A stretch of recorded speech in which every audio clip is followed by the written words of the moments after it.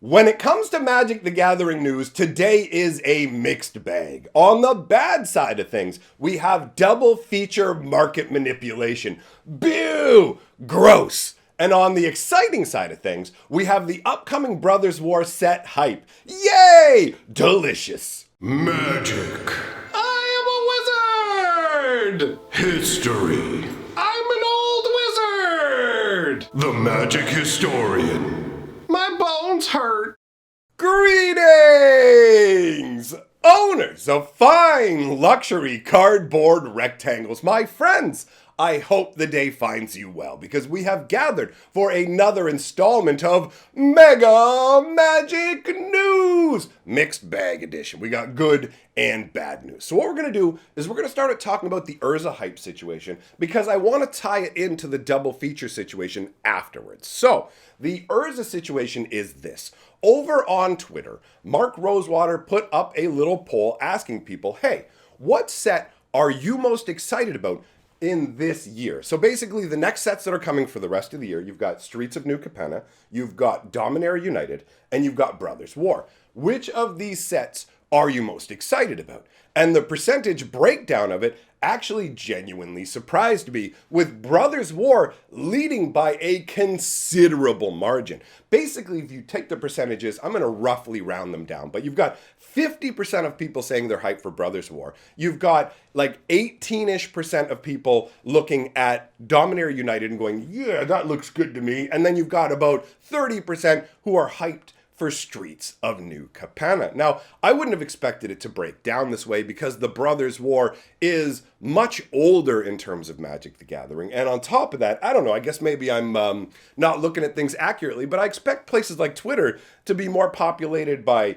younger players of Magic the Gathering, and I expect older players to be the ones who are more hyped about the Brothers War. But either way, seeing that there are a ton of people who are hyped up about this is super exciting to me, because if you didn't know, the Brothers War is like the beginning of the best storyline in Magic the Gathering's history. It's the start of the Chronicles of Urza, who is the most interesting character in all of Magic the Gathering for me, because he has genuine depth, the kind of character that you don't see in modern era characters, right? Like Urza did a lot of questionable things, ultimately trying to serve a very good goal, and he feels very human as a result. And if you look at like current era planeswalkers and things like that, Wizards of the Coast will sometimes give them maybe a bit of a gritty background, give them some aspect of darkness to their character, but ultimately it feels watered down. If you take a look at Kaito, for example, yeah, he's part of a criminal organization, but he's like forced into it feels like, and he doesn't want to injure people. He tries to do his job in kind of like an honorable way. So you go, he's a bad guy, but he's really a good guy, and you're just 100% like on board with him pretty much. He's not really doing that much that makes you go, whoa, whoa, whoa, whoa, slow your roll. What are you doing? Whereas Urza is basically like, what happens with Urza is he gets broken by the whole thing that happens. It's essentially, imagine a mad god, but something even more powerful than a god that's lost its mind, roaming the multiverse, trying to undo what it sees as evil. The Urza storyline is so epically amazing. So to see so many people hyped up about it was really interesting to me. It was also interesting to note that I feel like if you look at the percentages, almost nobody was interested in Dominaria United. And the Brothers War and Dominaria United kind of have something tying them together. They're both set on the plane of Dominaria, right? So it's really interesting to me that Dominaria United is a brand new concept as far as we know. We're not like doing a revisiting or anything like that, but nobody really cares about it. And I think the reason for that is because nothing's been communicated to us about it, right? Like, oh, sorry, smacked the mic there. If you take a look at the scenario and go, okay, how are they breaking this down? How are they presenting this to us? Well, what do you know about Streets of New Capenna? You know it is an angelic city that has been overrun by demonic mobsters, which is an interesting concept. I'm curious to see how it's going to be executed. You have the Brothers War, which is literally the beginning of the Urza storyline, the most epic storyline in all of Magic the Gathering's history. It's facing off two brothers facing off for the fate of a plane and other things. Like, it's just this big epic story. And speaking of which, actually, I am doing the Brothers War lore. The third installment of the lore will be coming out tomorrow. So if you want to know the underlying story of this, I have already started to put it together over on my lore channel. It's available for you to watch. You're probably going to want to check it out to be up to speed. So I'll leave a link at the end of the video to the playlist. You can start with video number 1. Video number 3 comes out tomorrow. It's probably going to be a 12 to 15 video series. But either way, you want to be one of the cool kids, you want to know the story behind the set before it even comes out, then come on over to Fantasy Geographic and check it out. To me, it's massively exciting. Anyways, so like I said, New Capenna, Brothers War, I can tell you what it's about, you can tell me what it's about, you can tell anybody else what it's about, but when it comes to Dominaria United, what's it about, friends? Genuinely, what is it about? Tell me. Because I can't tell you. I can give you theories. I have a theory that Dominaria United is either Dominaria United against the Phyrexian threat that has shown back up, which I think is very likely. It makes perfect sense to have the Phyrexians showing up a bit here or there and see, like, you're a newer player. You're like, why is everybody getting hyped about the Phyrexians? And then we go to Dominaria United in the current time where they're facing off against the Phyrexians. And then we go to the Brothers War, which is where the seeds of the Phyrexians are essentially laid. This is the first time we get to encounter the Phyrexians in Magic the Gathering. Technically, if you want to go back even further, you can start with the Thran novel. But that wasn't written in advance. That was written later on and tacked on. So it doesn't really fit the same flow in terms of, for me, where we first see the Phyrexians is in the Brothers War story, right? So Dominaria United can either be Dominaria facing off against Phyrexia in the current time frame, or it could be Teferi taking the magics that he's learned from Ren and Seven and using them to bring his homeland of Zalfir, which is plane shifted, time shifted out, right? It's out of sync with Dominaria, and he's always been trying to find a way to reunite it with Dominaria. So it could be either of those scenarios or a combination of both. It could be Teferi brings his homeland of Zalfir back to Dominaria. Dominaria is reunited and then doubly united when it comes to facing off against the Phyrexian incursion. So I think that is what's causing the Dominaria United set to be the least anticipated because we don't know what to expect from it, right? Now, let us move on and talk about the double feature situation, and then I'll tie this Urza stuff back into what I expect to see later on, right? So, currently what's going on with double feature is there is strong market manipulation happening, especially specifically with the foil cards. There are insanely inflated values on these foils with no real sales data or numbers to back it up. What's happening is essentially a few people behind the scenes are purchasing cards back and forth. In fact, it might just be one individual with multiple accounts. It's impossible to really know, like, exactly who's involved in doing this sort of thing, but the tells are obvious when it's happening, right? Double feature is not a huge set in terms of print run, which leaves it open to market manipulation. Anything that has a small print run and is desirable to people, you can sort of manipulate the market. Depending on how many copies of cards you can get, you can create a false impression of the value of cards. And that's what's happening specifically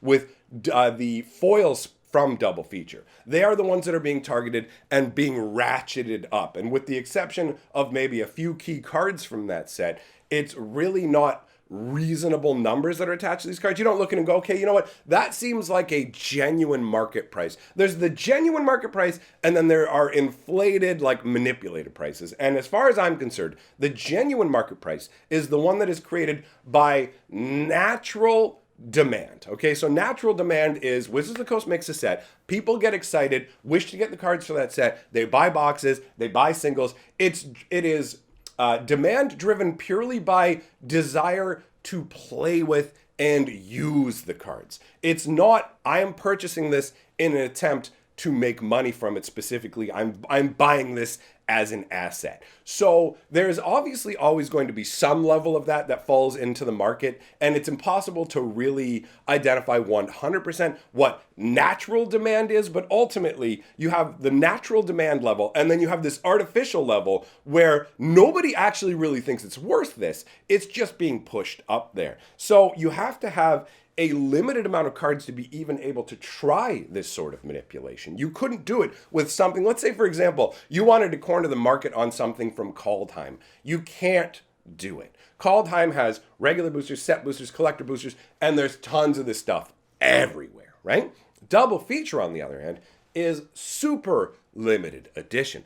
LGS is having massive limited allocations. Some stores being told you can have 3 boxes. Some store 4, some 6. I imagine if you're like a massive mega store, maybe you were given a dozen. But either way, there are not a ton of these boxes to begin with, right? So you have a limited supply to begin with. But on top of that, that supply is choked off by the fact that there's no real demand for this product in terms of most Magic players who are just casually playing the game don't seem to care about Double Feature. Double Feature actually seems to be mostly sold to speculators or remains unsold. I have not seen anybody I know who plays Magic. I haven't heard them talking about Double Feature, actually having the cards from Double Feature. When I went down to the LGS to ask Buddy, I'm like, how's Double Feature doing? He's like, nobody's buying this. The boxes are sitting there, the packs are sitting there, and it's super limited. He only has a few boxes, and the first thought was like, oh, is there going to be enough for people? And the product did so poorly that it's literally sitting there going, is anybody going to buy this? Like, the price point on the product is absolutely nuts. It's Crimson Vow and Innistrad, both Crimson Vow and Midnight Hunt crammed together into one set, right? But I can buy a box, or a pack, I should say, of Crimson Vow and a pack of Midnight Hunt together for less than 1 pack of Double Feature. So you end up with this scenario. Sorry about the mic. This is a new setup here. You end up with a scenario where you have these like insane prices where people go, well, I'm not going to buy this. And then the only people going, I'm going to buy this are the ones going, well, you know what? There's not that many of these boxes. Why don't I buy it? And it'll go up in value over time. But it's just like, it's investors selling to investors at this point, which is just absolutely absurd. So you have like this choked off supply, people thinking that they can get in there and manipulate the market, but not really realizing that there's no demand for this. Who wants the majority of the cards from this set? It's an absolute failure because they chose to go the grayscale, ugly, like, in my opinion, with Double Feature, they should have told the artists, we're going to be reproducing this artwork in grayscale. So if you can create something that looks really evocative in that as well, it would be greatly appreciated. But it feels like they just decided at the last minute to do all this. They already had all the art and everything. They're like, you know what, just make it black and white. Let's see if we can sell them all the cards a second time if we give it a special treatment, right? So this kind of thing is ripe for market manipulation, and I figured I wanted to get the word out there about that so you're aware. Pay attention. The Double Feature foils and stuff like that, the prices are all out of whack. This is a very odd product, and I have no idea if Wizards of the Coast is going to consider it a success or not, but I do fully expect we're going to see another thing happen at the end of this year with Dominaria United and the Brothers' War. I genuinely believe the reason, or at least part of the reason, we're having 2 Dominaria sets together is so that they can do this sort of double-dipping Double Feature concept. But I do believe that if done correctly, this one could actually have far greater potential and essentially work the same way from the inner perspective of Wizards of the Coast. And by that, I mean, Double Feature on the surface, from a corporate perspective, is an amazing product. It's like, wait a minute, we get to sell them all these cards again. We don't have to design anything new. And it's black and white, so we're paying less in ink. Oh, you deserve a raise. Like, whoever came up with that, you deserve a raise. But the set is not doing that well, right? Because the gimmick they picked for it was the wrong one. Now I'm going to give you a gimmick that would make a Double Feature set work. And if Wizards of the Coast does this at the end of the year, it's probably going to be bonkers and insanely expensive. So you get the same situation as Double Feature. You take Dominaria United, you take the Brothers' War, you combine them into one like double, hopefully at least somewhat curated set, so we don't literally get duplicates with the same artwork like the Evolving Wild scenario. That is... the fact that you wouldn't literally take that out, that part just blows my mind. But regardless, take your Double Feature situation. Now, instead of reprinting all these cards in black and white, imagine if they took every card from Dominaria United and every card from the Brothers' War, put them into a double set like that, and made them all old school borders.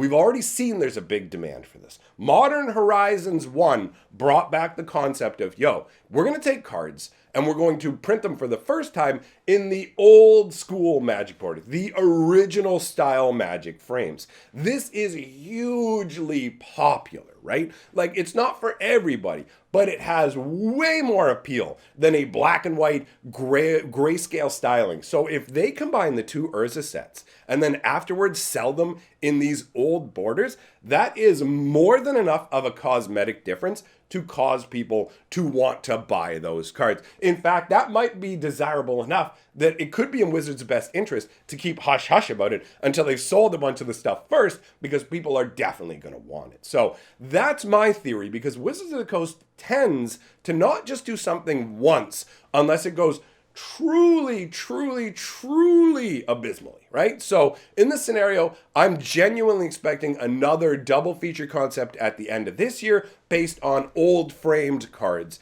and I am 100% behind that concept. Now, that wraps up all the news I have today. Big thank you to all my patrons. Some stuff on the screen for you to enjoy. Goodbye for now, my friends.